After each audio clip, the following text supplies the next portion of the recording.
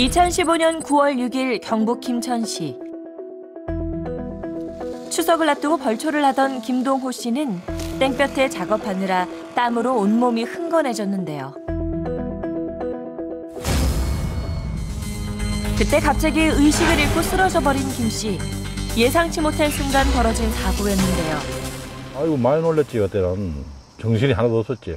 이게 갑자기 마비가 가지고 손을 들지 못해. 손을 움직일 수가 없어요. 숨이 막히고 통통 붓고 솔직히 겁났어요. 벌초를 하다가 벌어진 사고, 과연 무슨 일이 있었던 것일까요? 바로 벌에 쏘였기 때문입니다. 추석을 앞둔 요즘 벌초를 하다가 벌에 쏘이는 사고를 당한 분들이 많은데요. 한 조사기관에 따르면 전국에서 벌에 쏘이는 환자 중 47.3%가 추석 전인 8, 9월에 발생한다고 합니다. 추석 앞두고 벌초 등으로 산 찾는 분들 많으실 텐데요. 특히 이 말벌 조심하셔야 되겠습니다. 오늘도 말벌에 쏘인 60대 등산객이 숨졌고, 일반 꿀벌에 비해서 매우 위협적인 말벌.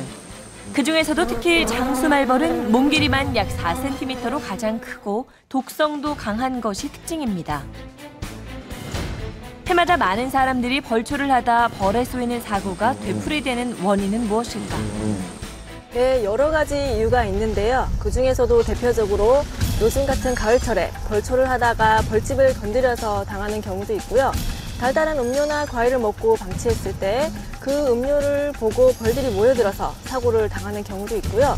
마지막으로 벌을 만났을 때 과도하게 큰 행동을 보여서 벌을 자극해서 사고를 당하는 경우가 있습니다. 대개의 벌집은 나무에 달려있지만 장수말벌의 경우엔 땅속에 집을 짓고 살기 때문에 무성이 자란 수풀에 가려져 잘 보이지 않는 경우가 많은데요. 벌초할 때 세심한 주의가 필요합니다. 지난 9월 7일 경남 산청에선 신고를 받고 말벌집을 제거하다 말벌에 쏘여 구조대원이 사망하는 안타까운 사고도 있었는데요. 벌에 대해서 알레르기 반응이 있는 사람이 쏘이게 되면 기도가 붓고 기도가 부음으로 인해서 호흡이 가빠지고 혈압이 떨어지고 해서 과민성 쇼크로 사망에 이르게 됩니다. 조심 또 조심했지만 갑자기 벌에 쏘였다면 어떻게 대처해야 할까? 벌에 쏘이게 되면 벌에 쏘인 부분을 확인하는 게 급선무입니다.